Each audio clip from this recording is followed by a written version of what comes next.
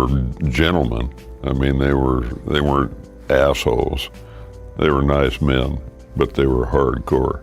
They were hard-working men. Sam Elliott has spent decades as one of Hollywood's most trusted faces, calm, authentic, and grounded in a way few actors ever were. To the public, he was the definition of quiet strength, a man who carried himself with dignity and lived by an old-school code. But behind that composed exterior is something almost no one knows. Sam Elliott has a blacklist. Not written down, not talked about. A silent list he's kept to himself for years. These aren't petty grudges. Each name represents someone Sam believes crossed a line, disrespected the craft, misrepresented the West, or symbolized everything he thinks has gone wrong in Hollywood. For most of his life, he stayed silent. Now, at 80, he's done holding it in. And when you hear the 6 actors he'll never forgive, you'll understand why that silence finally broke. For Sam Elliott, authenticity was never optional. It wasn't an aesthetic, a character choice, or a marketing angle. It was the foundation of everything he believed acting should be. Sam didn't have to study the mannerisms of ranch life or rehearse the tone of a cowboy. He grew up living it. His performances carried the dust, discipline, and silence of the real West because they came from a life that had actually known those things. So when Hollywood placed Kevin Costner at the front of its modern Western revival, Sam couldn't accept it. To most viewers, Costner looked convincing enough. The rugged posture, the slow drawl, and the commanding presence. But to Sam, it all felt engineered. He saw Costner as the kind of actor who wore the West like a costume instead of carrying it in his bones. It wasn't personal, it was principle. To Sam, you couldn't fake the truth of that world, and he believed Costner was doing exactly that. The divide between them grew wider when Yellowstone became a cultural phenomenon. Audiences praised the show's cinematic landscapes and emotional depth, but Sam felt disconnected from all of it. He saw a glamorized version of ranch life, polished and filtered for television, far removed from the grit he had known since childhood. In his eyes, the series celebrated an image of the West rather than its reality.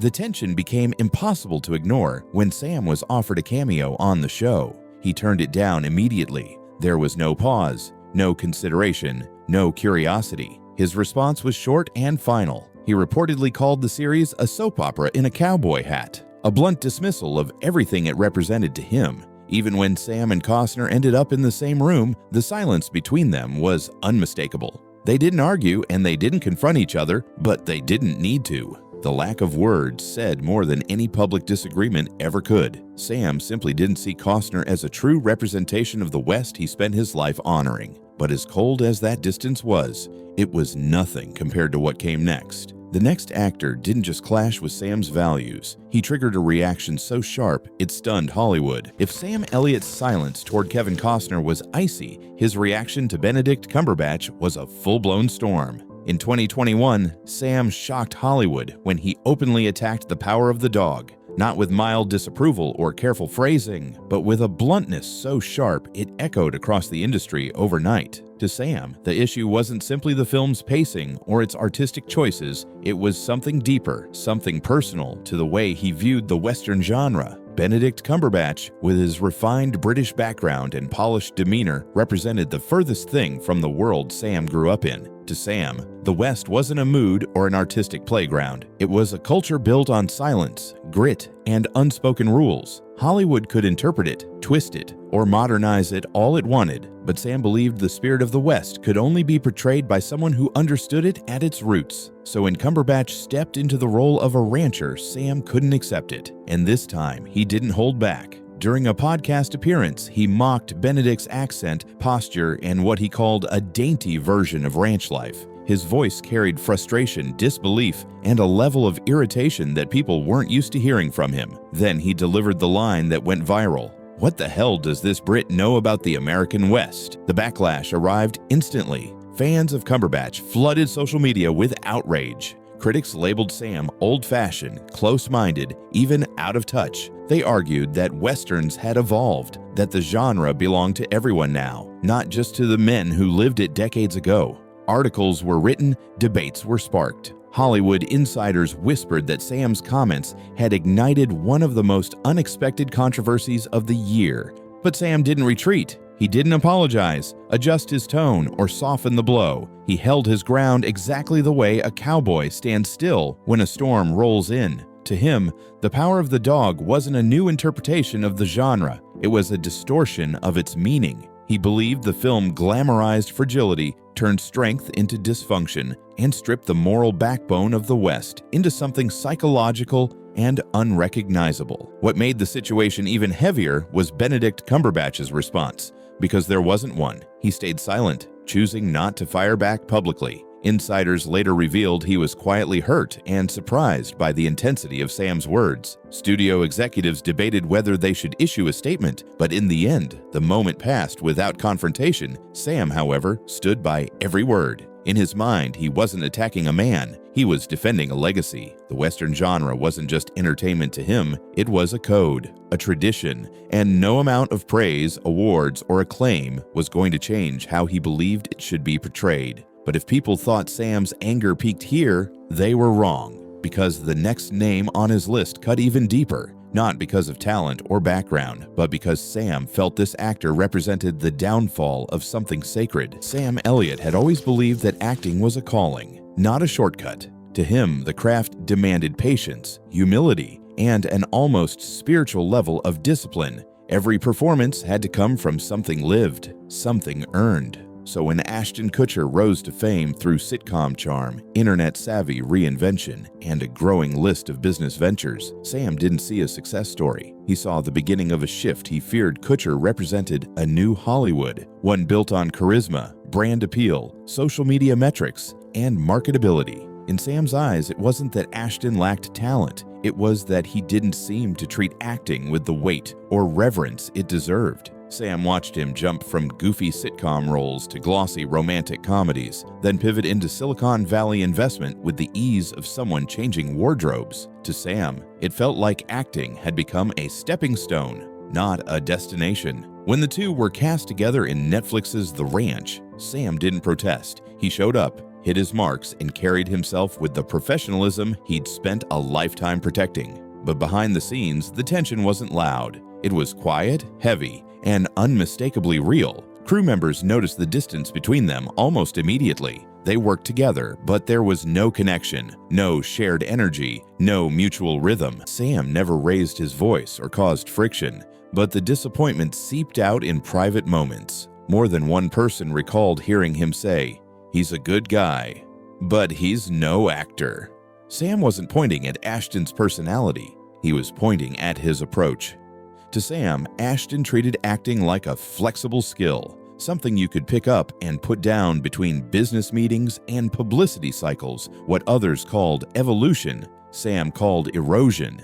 He believed Hollywood was trading authenticity for attention, depth for efficiency, and storytelling for viral appeal. Kutcher wasn't the cause of the problem. He was a symbol of it. Sam saw him as proof that the values the industry once held sacred were fading into the background. Audiences watching The Ranch saw on-screen chemistry. Sam saw performance without substance. Ashton often praised Sam in interviews, calling him a mentor and a legend. But behind closed doors, Sam remained unmoved. In a rare, candid moment with a close friend, he allegedly said Ashton acted like someone who learned the craft from online tutorials, not from life. It wasn't bitterness. It wasn't jealousy. It was principle. Sam Elliott had spent decades protecting a code that valued stillness, discipline, and honesty in storytelling. And in his eyes, Ashton Kutcher represented a Hollywood moving further and further away from those roots. But even this frustration paled in comparison to the storm that followed next. Because the next actor on Sam's list didn't just clash with his values, he embodied everything Sam believed was destroying the heart of modern cinema. To Sam Elliott, real acting didn't need theatrics.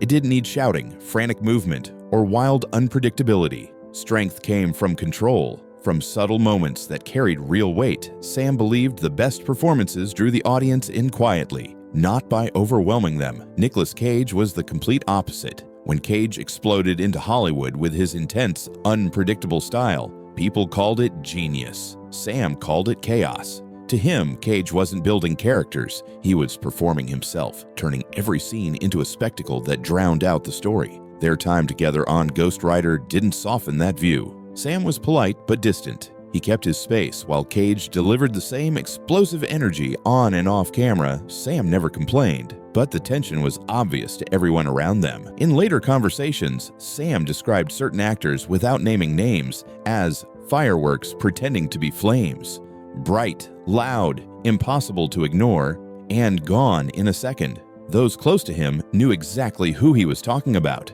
Cage's style symbolized something Sam deeply disliked: Hollywood's growing obsession with spectacle over substance awards, viral moments, and extreme choices were being praised more than authenticity. Sam believed the craft was being diluted, turned into noise instead of truth. But as much as Cage frustrated him, the next name on Sam's list hit even harder because it wasn't just about clashing values. It was about losing someone he once considered family. Out of all the names connected to Sam Elliott's quiet resentments, Jeff Bridges is the one that carried real emotional weight. Their relationship wasn't built on competition or ego, it was built on mutual respect. When they worked together on The Big Lebowski, their connection felt natural. Two actors who understood the value of subtlety, stillness, and authenticity. They shared a rhythm, both on and off the screen, that made their partnership feel genuine. Off camera, they formed what many assumed was a lasting friendship. They swapped stories, laughed easily, and bonded over their similar approach to acting. They never relied on Hollywood glamour or public attention. Their connection was rooted in simplicity,